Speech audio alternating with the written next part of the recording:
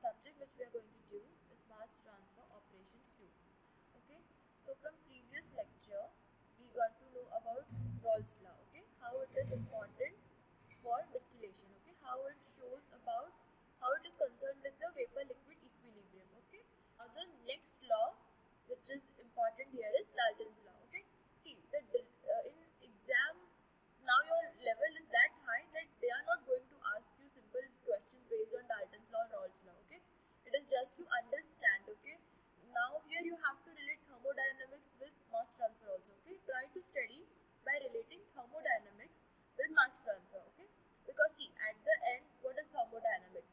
You can say thermodynamics is like a boss. Okay, it sets, it defines, it gives you some certain set of rules which other subjects like heat transfer, mass transfer, okay, those subjects which follow it. Okay, so in detail vapor liquid equilibrium, Raoult's law, Dalton's law, how it's important, okay, that would you will study in thermodynamics. So try to learn the subject side by side. So now moving on with Dalton's law. Okay, so what does Dalton's law state?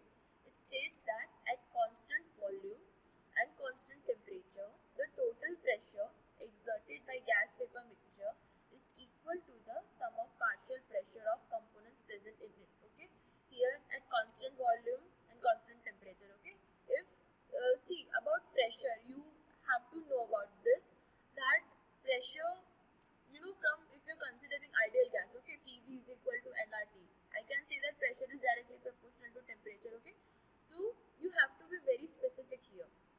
What I'm doing, I'm keeping my volume and temperature constant. Okay, it's but natural. If I will change the temperature and volume, then I can't define it. Okay, at that steady point I have to be specific that I'm keeping my volume and temperature constant. Okay, so the total pressure which is exerted now, that is equal to sum of partial pressure of components present in it. Okay, now we saw what was partial pressure in last lecture.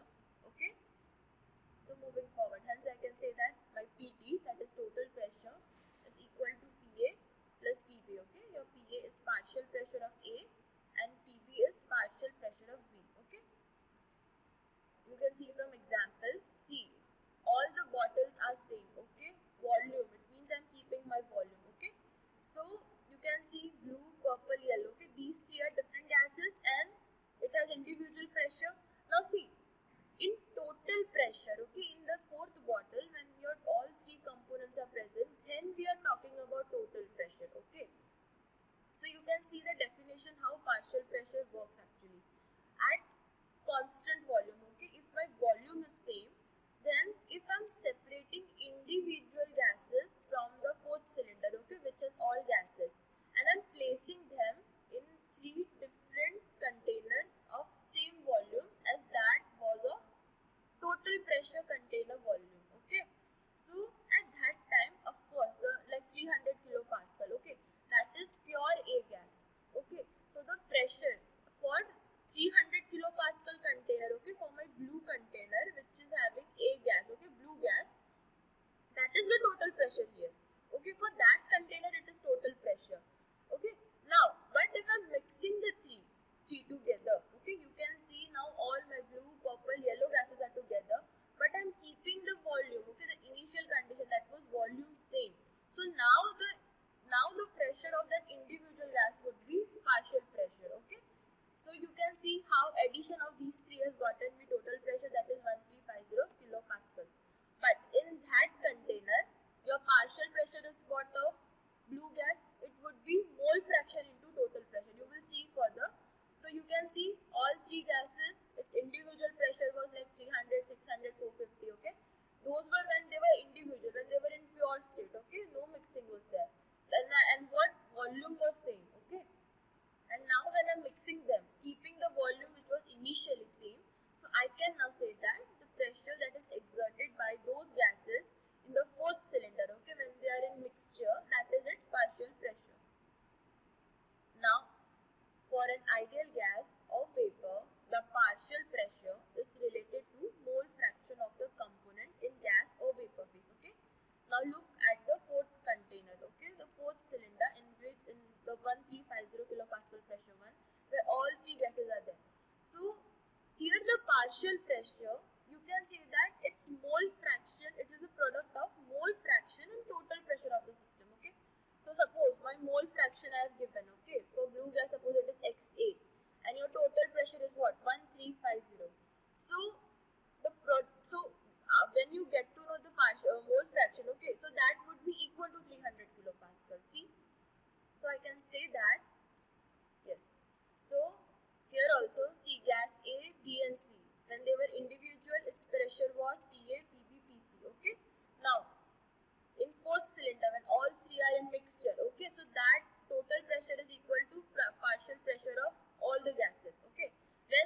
mixed together, then we introduce the term partial pressure. Okay, when they are in mixture, then the term is introduced, that is partial pressure. When they were kept in separate cylinders, okay, when they were kept in pure state, so at that time it was their individual pressure, okay. But when they are in mixture, the term now partial pressure is introduced. So in mixture, I can say that the partial pressure is equal to mole fraction of A into total pressure. Similarly, I am defining all other gases partial pressure, okay. You can see. So what is PA?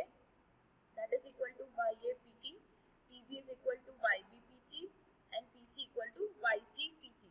Now, but the gas A, okay, where red dots are there, okay, when it is in pure form, so what would be my YA? That would be 1.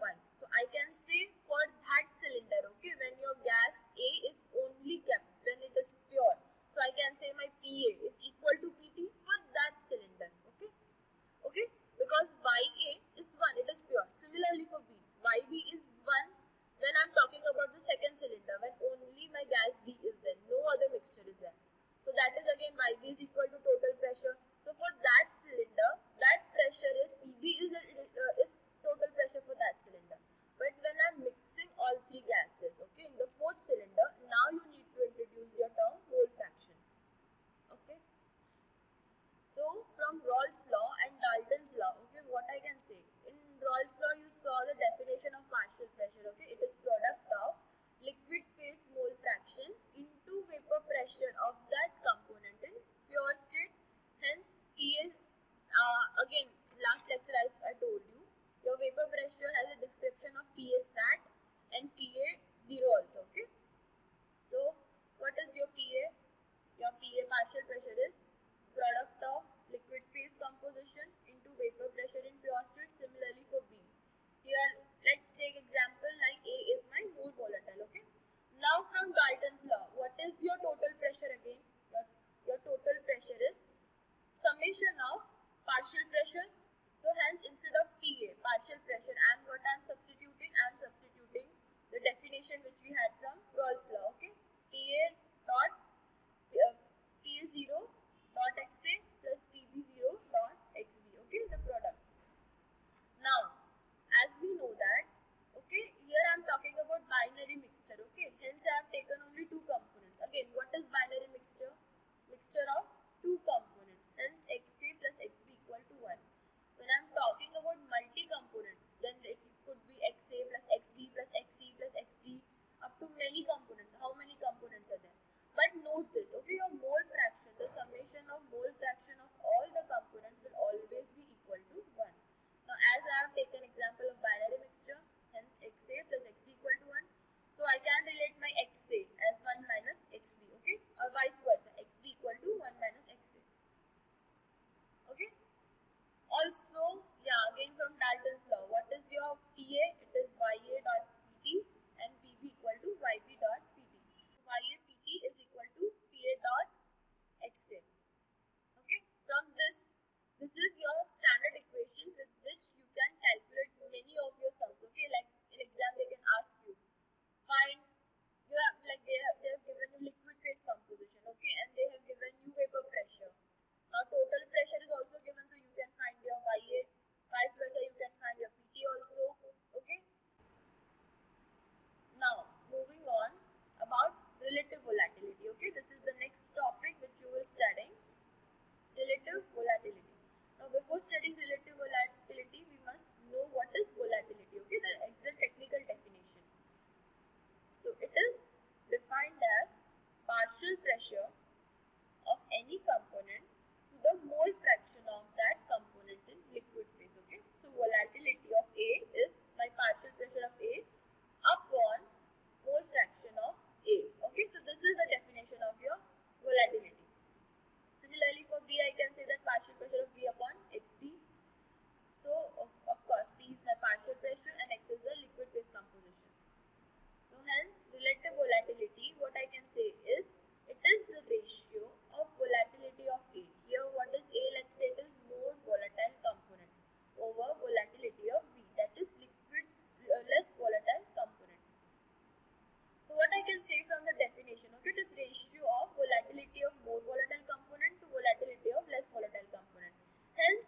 ratio, this it gives you idea of measure of separation tendency. Okay. Now, in order to separate a binary mixture using distillation process, there must be difference in volatilities of the components. The greater the difference, the easier it is to do so. A measure for this is termed as relative volatility. See, we discussed in first lecture that distillation is a separation process, okay, which requires a large amount of heat. Okay, so it is where it has to be economic. If you have to select this process to do, it must be economic also.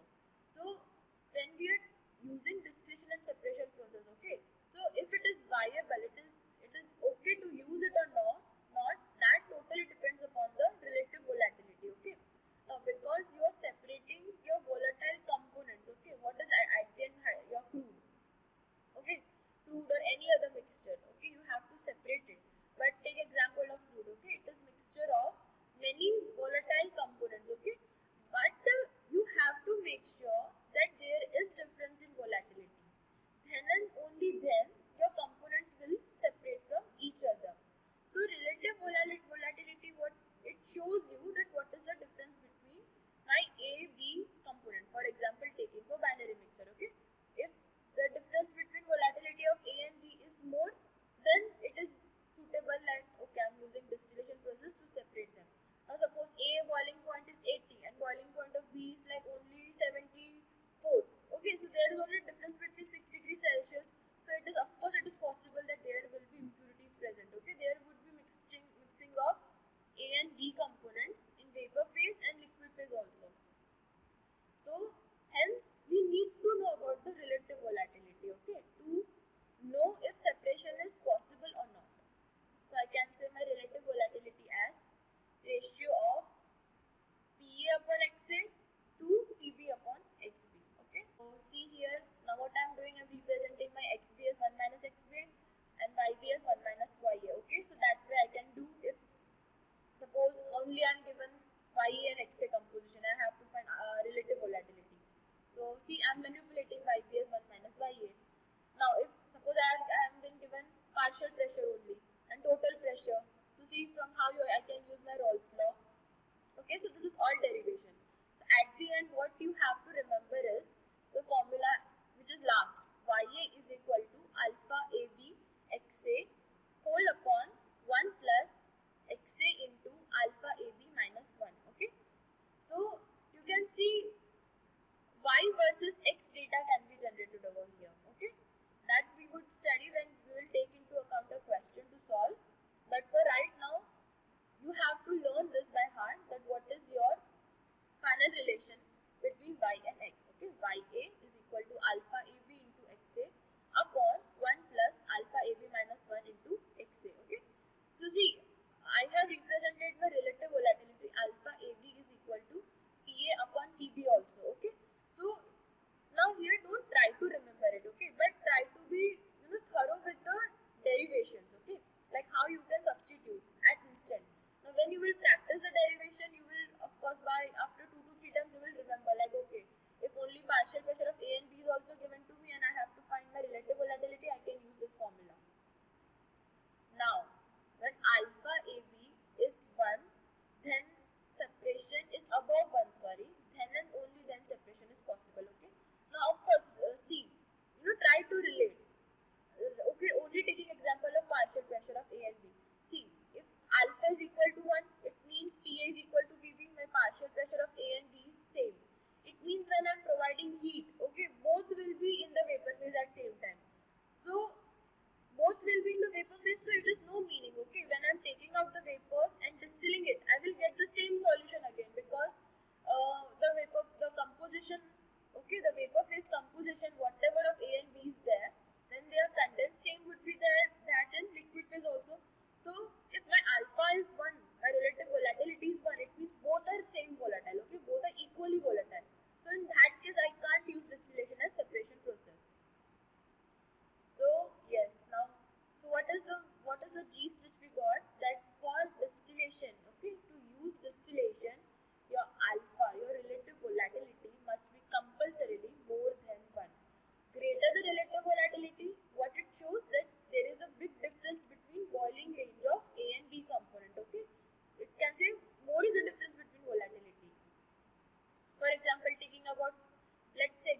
alpha is equal to 12. It means my partial pressure of A is 12 times that of PB. Okay, so you can see the difference in volatilities. Like A is so volatile that it will vaporize very fast, and you will get your pure A when you are condensing the vapors.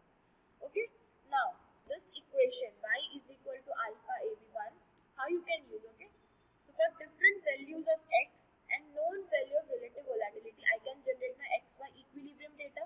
Okay, for an ideal system, the volatility is equal to vapor pressure of pure component. Okay, when I'm talking about pure component, okay, and the system is ideal, okay, then my volatility is equal to vapor pressure. It's but natural. We saw if pure component is there, it means your mole fraction is what? 1. Hence your vapor pressure is equal to partial pressure. Okay, see. What was the definition of partial pressure from Rolle's law? Partial pressure is equal to vapor pressure into mole fraction of your more volatile component or any component. So if I'm talking about pure component, and of course when Rolle's law is applicable when I'm talking about ideal system. Okay. Now just learn this